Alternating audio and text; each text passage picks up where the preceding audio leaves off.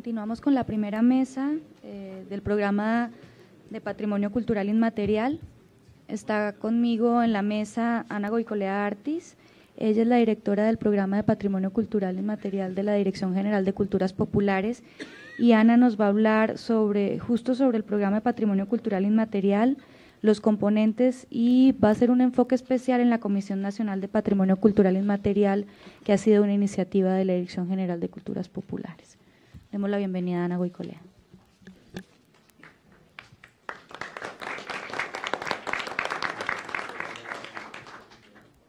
Buenos días a todos. Bueno, pues como parte del equipo que trabaja en la Dirección General de Culturas Populares en este tema, pues es un gusto poder compartir experiencias con la gente que hace lo mismo desde Chile, porque bueno, han sido interminables las discusiones y las reuniones que hemos tenido dentro de la dirección para poder definir pues cómo le hacemos, ¿no? O sea, tenemos una tarea que es de lo más complicada, en donde se han hecho varios esfuerzos y se han hecho varias acciones que podrían parecer aisladas, pero a final de cuentas pues siempre nos estamos preguntando qué sigue, hacia dónde tenemos que enfocar. La pregunta que hacía la compañera, creo que ha sido algo que nos hemos preguntado quién lo hace, ¿no? Las comunidades deberían tomar la iniciativa y pedirnos que los acompañemos, o nosotros tenemos que llegar. Son preguntas que no se han resuelto ni desde la misma UNESCO. En las reuniones internacionales los países siguen discutiendo los mismos temas, que esta forma de relación con las comunidades, y bueno, pues sabemos que es un programa muy complejo de realizar, ¿no? Entonces, bueno, es un gusto que podamos compartir. A lo mejor entre más personas discutamos, pues podremos llegar a avanzar más rápidamente y de mejor forma en este sentido, ¿no?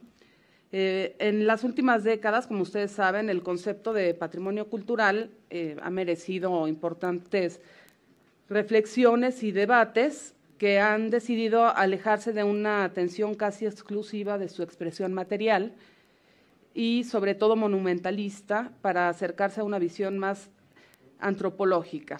Se busca entender a través de los contextos culturales lo inmaterial y la significación, para descifrar cuál es el papel que han jugado y juegan los símbolos en cada cultura, cómo estos se relacionan con otros y cómo se traducen en ciertas manifestaciones. La mirada, que había estado enfocada en los objetos, se desplaza hacia los sujetos creadores de la cultura, y se acuña así la noción de patrimonio cultural inmaterial.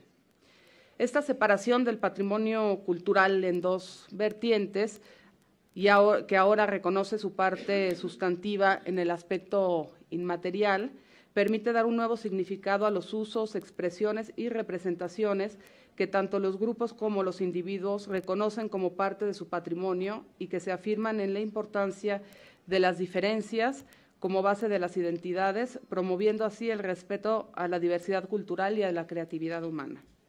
El patrimonio cultural inmaterial, con sus elementos diversos y dinámicos, se relaciona entonces directamente con las identidades y establece vínculos con la memoria colectiva. Es un elemento fundamental para la unión social, el diálogo, el desarrollo integral de las comunidades que lo detectan, y es base para la construcción de una ética intercultural y de la única democracia posible. Sin embargo, los procesos de cambio y de globalización en ocasiones se han traducido en pérdidas de este patrimonio, en su desuso. Este patrimonio se puede mantener siempre y cuando permanezcan tanto su valor social como sus referentes culturales. La necesidad de salvaguardar la inmensa riqueza contenida en el patrimonio cultural inmaterial de los distintos países ha dado pie a reflexionar sobre las formas de tratar tales expresiones, cuya continuidad depende de su existencia, pero sobre todo de una actuación reiterada. Se ha concluido que las acciones de salvaguarda deben enfocarse no en las manifestaciones en sí, sino en la protección y el fortalecimiento de las condiciones necesarias para asegurar su continuidad. Es decir, que el trabajo de las instituciones o de las políticas públicas debe ir enfocado a que las comunidades hagan lo que siempre han hecho, ¿no? Y nosotros darles las herramientas para que lo sigan haciendo. El camino debe dirigirse hacia una renovada visión de las instituciones en los 3 órdenes de gobierno, en el caso de México, así como hacia una amplia participación de la sociedad civil. Demanda también la actualización y reorganización de las prácticas y las pautas de trabajo de las diversas instancias responsables del cuidado y la valoración de este patrimonio. En México, además de la importancia de las reformas constitucionales, por medio de las cuales se reconoce la diversidad étnica y cultural de nuestro país, existe una larga e intensa trayectoria en materia de estudios sobre patrimonio cultural inmaterial. Destacan las aportaciones de los especialistas que, además de lograr avances muy relevantes en investigaciones sobre distintas manifestaciones a lo largo y ancho del país, han trabajado en la creación de las bases conceptuales y metodológicas para orientar las políticas nacionales en el tema, como sería el caso del maestro Antonio Machuca que acaban de escuchar. Desde otra perspectiva, también se han obtenido resultados significativos a través del desarrollo por parte de nuestras instituciones públicas de infinidad de programas, proyectos y actividades que abarcan los complejos temas que caracterizan ese particular ámbito del patrimonio. Pero si se parte de una visión global y objetiva, con frecuencia se ha tratado de múltiples acciones variadas y aisladas, y que se han dado en diversos niveles y con distintas orientaciones sin perseguir siempre un fin común. Desafortunadamente, uno de estos enfoques dedicó grandes esfuerzos para lograr declaratorias de patrimonio mundial en el marco de la Convención para la Salvaguarda del Patrimonio Cultural Inmaterial. Este trabajo, que se enfocó solamente a las declaratorias en sí, seguía un poco la tradición que ya había habido en México con la Convención de 1972, en donde también los esfuerzos se habían enfocado a la parte de las declaratorias en sí y no a dar énfasis en la parte de la protección y conservación de los sitios que se estaban naturales y culturales que se estaban declarando patrimonio mundial. Pareciera ser que pues, se iba a continuar con esta misma dinámica de poner énfasis solamente en la declaratoria y después abandonar la manifestación una vez ya con la estrellita de la UNESCO. Entonces, pues seguir trabajando para hacer otra declaratoria más, que eso podría considerarse la parte importante, ¿no? Entonces se dejaba de parte la parte sustantiva de este reconocimiento, se declaraban las prácticas, dicho sea de paso, sin contar muchas veces con el consentimiento de las comunidades involucradas, y no se llevaba a cabo un programa que garantizara su salvaguarda. Por lo tanto, partiendo de esta necesidad de enfocar los trabajos en torno al patrimonio cultural inmaterial desde una nueva visión de las instituciones públicas dedicadas a la cultura y desde la actualización de sus prácticas de organización, así como con la intención de establecer mejores estrategias de relación y de un trabajo conjunto que nos lleve a obtener resultados, en primera instancia con un impacto a nivel nacional, pero al mismo tiempo cumpliendo con los compromisos de México como Estado parte de la Convención para la Salvaguarda del Patrimonio Cultural Inmaterial. La Dirección General de Culturas Populares trabaja desde el 2009, ya casi 3 años, en la definición e implementación del Programa Nacional del Patrimonio Cultural Inmaterial. Este programa de patrimonio cultural inmaterial busca unir los esfuerzos para el desarrollo y el seguimiento de las políticas públicas nacionales en torno al patrimonio cultural inmaterial, concebidas como una prioridad dentro de las políticas culturales que reconocen la diversidad étnica y cultural, así como la capacidad de nuestro país para reconocerse en sus identidades y memoria. Como base de este programa, en primera instancia, se consideró trabajar con los programas ya existentes, muy consolidados de la Dirección General, que a final de cuentas hacían un trabajo en sí mismo de salvaguarda, ¿no? Entonces se buscó articular de distintos la articulación de distintos ámbitos relacionados con las tareas de salvaguarda del patrimonio cultural inmaterial con los programas de la dirección, que ya fuertemente consolidados y que permitieran sentar bases sólidas en los siguientes caminos a recorrer. Tenemos múltiples ejemplos de estos programas y del trabajo que se hizo dentro de estos programas en cuanto a las políticas que tenían que ver con salvaguarda del patrimonio cultural. Por ejemplo, el PACMIC, el Programa de Apoyo a las Culturas Municipales y Comunitarias, en el cual se determinó en sus reglas de operación al patrimonio cultural inmaterial como uno de los principales criterios de selección de los proyectos a apoyar. El PRODICIE, el Programa para el Desarrollo Integral de las Culturas de los Pueblos y Comunidades Indígenas, y los programas regionales que han incorporado dentro de sus actividades el trabajo de registro e inventario del patrimonio cultural inmaterial, y este último también desarrolla un importante proyecto relacionado con tesoros humanos vivos que fomenta la transmisión de los elementos del patrimonio cultural inmaterial. El programa editorial, no me voy a ir con todos los programas de la dirección, pero bueno, el programa editorial también se ha enfocado en la publicación de libros relacionados con los diferentes campos que conforman el patrimonio cultural inmaterial, y se creó una nueva colección para este fin que tiene como nombre Imágenes del Patrimonio Cultural Inmaterial. A partir de este trabajo, ya con los programas establecidos, se crearon varias líneas de trabajo en este programa nacional, y entre ellos solo me voy a dedicar a la comisión porque creo que es en donde más se ha avanzado y es el trabajo más importante de este programa, pero les menciono un poco las líneas de trabajo. La primera tendría que ver con esta Comisión Nacional de Patrimonio Cultural Inmaterial. Segundo es el Programa de Inventario del Patrimonio Cultural Inmaterial de México, planes de salvaguarda, difusión y promoción del patrimonio cultural inmaterial, el Centro de Información de Patrimonio Cultural Inmaterial de México, la colaboración estatal en la elaboración de programas estatales de patrimonio cultural inmaterial que tienen que ver con inventario, planes de salvaguarda, eventos, foros, seminarios, coloquios, intercambio de experiencias, y sobre todo las declaratorias estatales de patrimonio cultural inmaterial, el seguimiento de la Convención para la Salvaguarda del Patrimonio Cultural Inmaterial, que es toda la definición de las políticas nacionales hacia al exterior y la participación de México en esta convención, y el seguimiento a otro tipo de programas internacionales como el que tenemos ahora, del cual México es se unió recientemente, que es el Centro Regional para la Salvaguarda del Patrimonio Cultural Inmaterial, el CRESPIAL, en el cual ya hemos tenido trabajos con el tema de afrodescendientes y de acervos sonoros.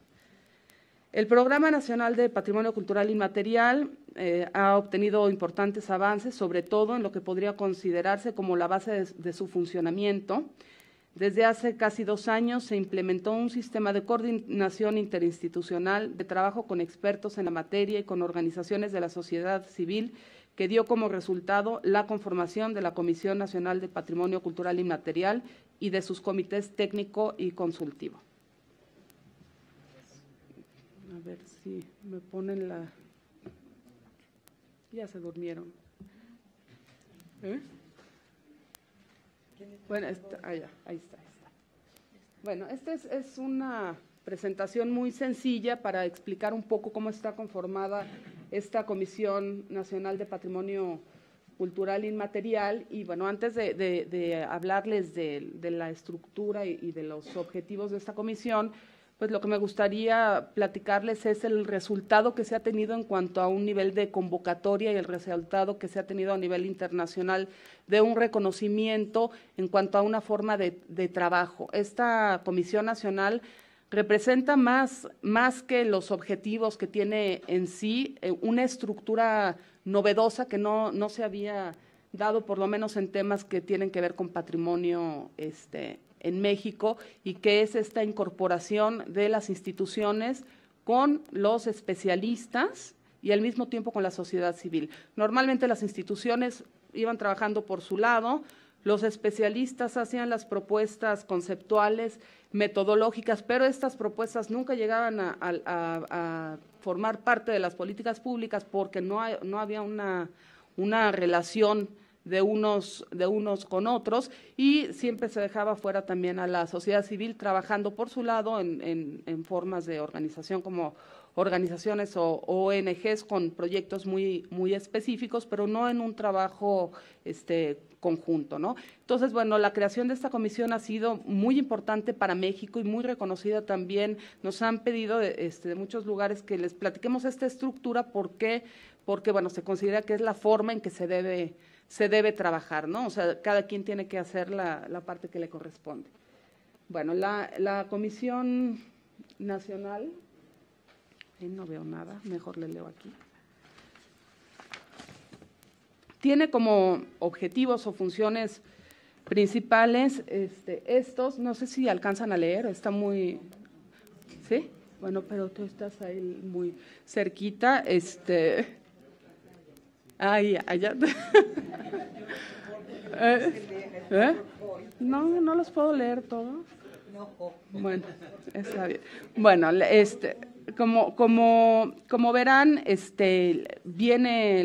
los objetivos o funciones de esta comisión tienen que ver con lo que he estado hablando, no tiene que ver con los aportes conceptuales de este grupo de especialistas. Eso no lo hacemos los funcionarios, lo hacen ellos. Ellos nos dicen qué es lo que nosotros tenemos que hacer, y nosotros cuando lo empezamos a hacer y vemos que a veces no funciona tan conceptualmente, les volvemos a decir, no, espera, a ver otra forma, y volvemos al campo, y entonces tratamos de aplicar las metodologías que nos dices, y se hacen discusiones interminables. Estuvimos con reuniones por lo menos una vez al mes con este comité técnico de especialistas, y ya que teníamos todo anotado, definido en cuanto a metodología y en cuanto a cuestiones conceptuales, de repente empezamos a trabajar con los estados, con las comunidades, y bueno, pues no había forma de empatar las dos posturas. Entonces íbamos de regreso y teníamos que llegar a acuerdos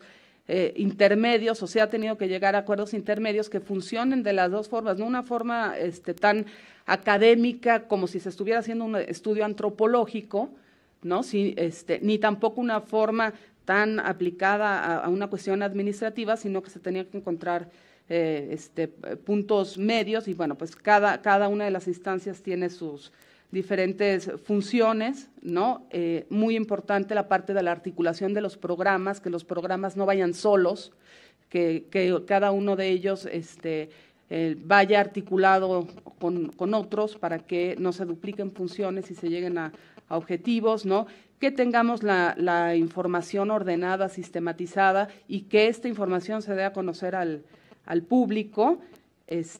Y bueno, en segunda instancia, la parte internacional. En esta comisión y el trabajo del Programa Nacional siempre ha estado enfocado a la parte interna. Consideramos que mientras no pongamos en orden y avancemos de forma interna, tampoco podemos responder a la parte internacional, pero sin dejar nunca de lado el seguimiento a la convención.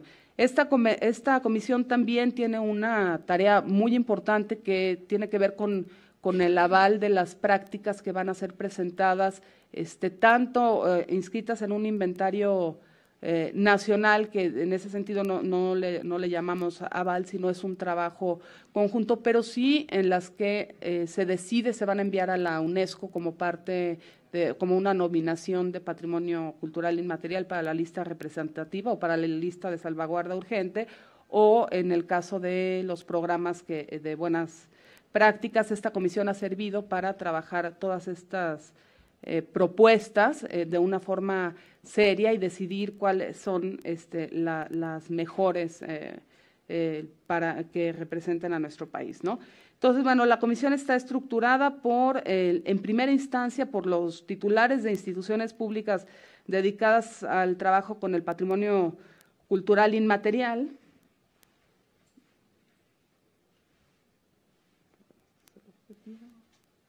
Ahí está. Aquí tenemos quiénes son las instancias que participan. Cuando se dieron las discusiones en cuanto a cómo tendríamos que conformar esta comisión, bueno, pues lo que se pensó es que tenía que ser una comisión que pudiera tener poder de decisión, ¿no? Entonces, consideró que la mejor forma era que los mismos titulares se hicieran responsables de este tema, algo que al mismo tiempo nos causó muchos conflictos cuando se creó después el comité técnico, porque los especialistas no querían ya trabajar con nosotros, no nos decían cómo vamos a trabajar si hemos estado siempre peleados con nuestras propias autoridades, ¿no? Y bueno, ha sido un trabajo de estar conciliando. Les decíamos, no, el chiste es que trabajemos, el chiste es que se vayan haciendo, no, pero es que no van a hacer nada, ni nos hacen caso, nunca nos han pelado, porque ahora sí nos van a hacer caso. Entonces ha sido un trabajo también de convencimiento y de que realmente estamos haciendo por el camino más ético, si se puede decir de alguna manera, con los investigadores, que son a veces mucho más difíciles que las mismas autoridades, ¿no? Y entonces, bueno, pues la comisión se conforma por estas instancias, el CONACULTA como cabeza de sector cultura es quien preside, y bueno, pues obviamente el apoyo de la Cancillería, de la Dirección General de Relaciones Internacionales, que aquí teníamos los representantes, el Instituto Nacional de Antropología e Historia como parte fundamental y como institución de gran tradición, y que además la mayoría de los investigadores que forman parte de este comité técnico son investigadores del INA, ¿no? La Dirección General de Culturas Populares, que somos quienes hacemos el trabajo secretarial u operativo, la CDI, que teníamos que abarcar el tema indígena, el tema de las lenguas, que para nosotros es de la mayor importancia, la Universidad Autónoma, la Universidad Nacional Autónoma de México, la UNAM, ¿no? Como una parte de representación académica, y bueno, la Comisión de Cultura de la Cámara de Diputados y la Comisión de Cultura de la CONAGO, que realmente ellos fueron quienes tuvieron el interés de… Yo creo que sería importante que explicaras qué parte del patrimonio cuida el INA y qué parte del patrimonio cuida el INBA, sí. y qué es la CONAGO. Okay. Sí, ¿verdad? Porque les hablo como si dominaran así todas las instituciones de México. Bueno, el INA es el Instituto Nacional de Antropología e Historia. Bueno, por ley se encarga del patrimonio arqueológico. En México la protección del patrimonio está dividida, bueno, me podrán corregir por ahí los especialistas, pero está dividida bien que mal por etapas o por periodos de tiempo, que ahora ya resultó que ya se nos quedó un periodo de tiempo sin protección en el INBA, ¿no? No hay nadie del INBA, sí, por ahí está Rodrigo. Entonces, el INA se encarga de la parte prehispánica y de la parte colonial, se le puede llamar así, o histórica, y el INBA, que ese le llaman patrimonio cultural, arqueológico o histórico, y el INBA se encarga del patrimonio cultural artístico, que es el patrimonio del siglo XIX, ¿no? ¿Dónde está Rodrigo? Que me corrija, porque si no… 19 es del INA, 20 es del INBA y 21 ya se quedó sin ya no hay quien lo cuide. Hay que hacer otra… Eso es lo que dice la legislación nacional, ¿no? Y bueno, la CONAGO es la Confederación Nacional de Gobernadores. Miriam, mejor tú, si lo puedes explicar. México es un país federal, digamos, donde existen una cantidad de estados, todos con autonomía, salvo en el caso del Distrito Federal, que es donde que como asiento de los poderes tiene una categoría más o menos especial. Antes en el Distrito Federal se designaba su gobernante tan tarde como en el 97, empezamos a hacer las primeras elecciones. No hay un estatuto legal, entonces siempre se dice los gobernadores y el jefe de gobierno, aunque todos son electos. El país ha tendido, dentro de una democratización progresiva a partir de los 90, de hacer un reparto equitativo del presupuesto y de las reivindicaciones, planes, proyectos e intereses de los estados. Con esa intención es que se forme esta Comisión Nacional de Gobernadores, que se reúnen con el Ejecutivo y el Legislativo con relativa frecuencia para ver justamente los temas que les corresponden. En esa Confederación Nacional de Gobernadores hay comisiones para todos, de agricultura, de medio ambiente, y también hay una de cultura, y esa es con la cual nosotros mantenemos relación. Bueno, esa es la integración de esta Comisión Nacional, y esta comisión cuenta con dos comités, un comité técnico y un comité consultivo. El comité técnico es el grupo de especialistas que han estado trabajando, la verdad, nosotros nos da mucha emoción ver el esfuerzo que hacen por venir, porque bueno, lo hacen sin ninguna paga, lo hacen por amor al arte, y han estado trabajando muchísimo en definir todas estas cuestiones conceptuales y todos los temas que tienen que ver con el patrimonio cultural. ¿Cuál ha sido la forma de trabajo de este comité técnico? Se ha trabajado a través de subcomités. Cada vez que hay algún tema en específico que tratar, hacemos un subcomité, que es un grupo más pequeño de investigadores, y ellos se dedican, se reúnen y se dedican a discutir, y cuando se hacen las reuniones del comité técnico llevan la información, y entonces se hace una discusión más grande. Tenemos un subcomité de inventarios, tenemos un subcomité de planes de salvaguarda, un subcomité de seguimiento a la convención. Todo el comité técnico es un comité abierto a todos los especialistas. Quien se ha querido unir se une, y bueno, han trabajado muchísimo, se han creado muchos documentos, y esos documentos han sido la base de todos estos programas públicos ya totalmente enfocados a patrimonio cultural inmaterial.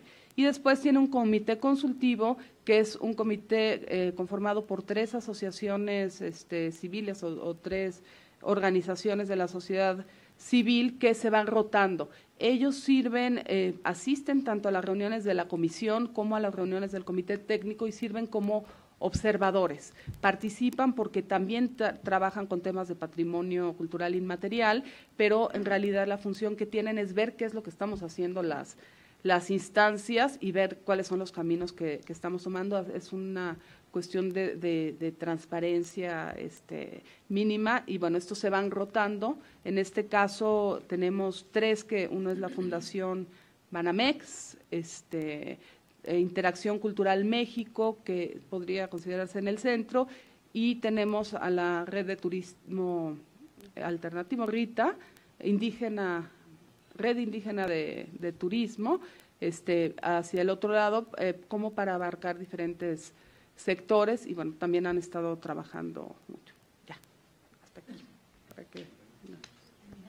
Sí, muchas gracias.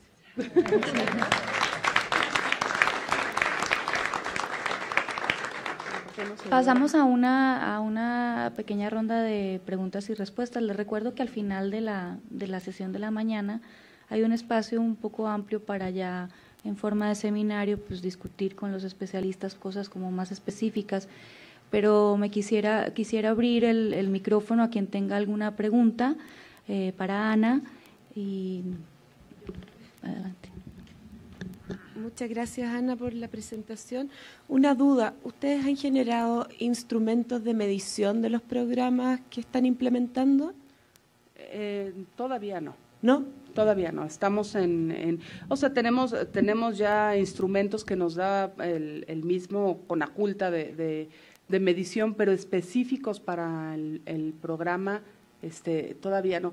Realmente es un trabajo que estamos Se ha avanzado, pero muy de diferentes rumbos. Ahorita es cuando estamos tratando de hacer un programa integral, ¿no? La comisión 2 años, casi 2 años, un poquito menos de 2 años. Sí, empezamos a trabajar desde noviembre del 2009, no, del 2010. Y se instaló formalmente en marzo. Entonces, bueno, sí, en marzo del año pasado, ¿no? Entonces, tenemos un poquito más de 1 año. Sin embargo, bueno, pues desde el año anterior ya estábamos haciendo reuniones preparatorias justamente para definir cómo íbamos a estructurar, ¿no?, esta comisión. Hola, yo soy Cristian Báez, jefe de la sección de Patrimonio del Consejo de la Cultura en Chile. Una consulta con respecto a este modelo bueno, contarles a menos grandes rasgos que en Chile la verdad que tenemos un desarrollo bastante incipiente de lo que es la salvaguardia del patrimonio cultural y material recién este año, o sea, cuando digo este año, estamos con el trabajo de un expediente, esperamos ser presentado a UNESCO en marzo, pero más que un proceso participativo, más que un proceso, digamos, donde las comunidades lo están pidiéndonos, nosotros estamos trabajando justamente en dar a conocer a las propias comunidades la convención, convenio 169 y todo tipo de compromiso que el Estado chileno ha asumido. Y aquí debo ser honesto y reconocer que muchos de los compromisos, incluso cuando se votan, no se conocen en propiedad del que se está votando. Entonces después a nosotros los investigadores y funcionarios nos llegan estos requerimientos, digamos, donde las propias comunidades incluso conocen mucho más que el propio Estado. Entonces el Estado chileno en ese sentido tiene una duda muy grande que dentro de nuestras precariedades y de nuestras fortalezas estamos tratando de ordenar. Ese es el desafío y por eso esta importancia de este coloquio para nosotros como funcionarios y como también invitados de la sociedad civil y la sociedad académica. Entonces, en ese sentido, me parece muy interesante, digamos, esta comisión, por ejemplo, que nos da también a nosotros, que estamos trabajando justamente en esto, de qué manera podemos integrar a los otros organismos del Estado. Pero también tengo una duda, en esta comisión que hablaste, no vi, o a lo mejor no se tocó, quién o quiénes de la sociedad civil están invitados, o solamente son instituciones del Estado. Son estas 3 de las que mencioné, Interacción Cultural México, la Fundación Banamex y RITA, la Red Indígena de Turismo. Perfecto. Por ahora, yeah. El chiste es que se vayan rotando y que vayan participando más, ¿no? Perfecto. Y lo último, vi a la Cámara de Diputados, los parlamentarios, es un tema, cuando hablamos de intencionalidad política con respecto, por ejemplo, a expresiones a ser salvaguardadas o expresiones a ser presentadas. Y uno de los grandes, o por lo menos el giro que en este minuto tenemos nosotros en la sección, es más bien un perfil académico, con ciertos atisbos de participación ciudadana, pero sin participación de los políticos, porque tememos, y nos ha pasado, que muchas veces la intervención de los alcaldes o gobiernos locales, ustedes saben que en Chile el gobierno es centralista y este centralismo es muy fuerte, y una de las formas también de expresión de los gobiernos locales es justamente tomando esta iniciativa e incluso armando ellos expedientes a presentarse a UNESCO, y hemos tenido un problema con eso porque como no hemos sido capaces de responder a estas demandas, estamos atrasados. Entonces, en ese sentido, ¿cómo ustedes han logrado o van logrando equilibrar las intenciones políticas y lo que nos dice un poco también UNESCO con respecto a expresiones en peligro o que sean significativas o que sean pertinentes? Bueno, justamente que haya tantas instituciones, esto es lo que nos permite, ¿no? Que no sea solamente un sector quien tome la decisión, que sea todo el conjunto de instituciones y realmente la participación del sector de cultura de la Cámara, en realidad se pensó también mucho en cuestiones de que necesitamos dinero, ¿no? Entonces, era importante incluirlos para que… ¿Alguien más? También les recuerdo que el viernes van a tener un tiempo con Ana para que ya tengan como todas las preguntas como más específicas. Ana las va a resolver con ustedes el viernes, entonces pues seguramente tendrán mucho más de qué conversar. ¿Alguna pregunta más? Perfecto, ahora vamos a tomar un breve receso, café, afuera está el servicio de de café, fruta, y en 10 minutos nos volvemos a ver aquí. También está muy bonito, a quienes no conocen, el jardín de atrás, por si se quieren dar una vuelta.